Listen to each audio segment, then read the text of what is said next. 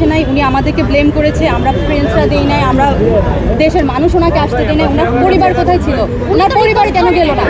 ওনার পরিবার কেন ইভেন উনি রিজিককে ওনার ছেলেকে নিষেধ করেছে আপুর কাছে নিয়ে যাওয়ার জন্য, নিষেধ করে দেওয়া হয়েছে। কেন এটা?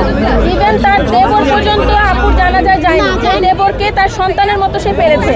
তার হাগু মানিক থেকে শুরু করে সে ক্লিন করেছে।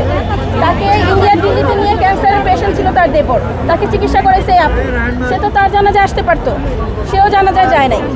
কেন যায় না? এটা কি কোশ্চেন আসে না? এটা কখনোই আত্মহত্যা না, এটা পরিকল্পিত হত্যা। এবং সে আমাদের মেয়েদের জন্য ইন্সপিরেশন ছিল, আমাদেরকে স্ট্রং বানাইতো আপু, প্রত্যেকটা ক্ষেত্রে আমাদেরকে সাপোর্ট নিত। সে আপু কেন এই স্টেপ নিল?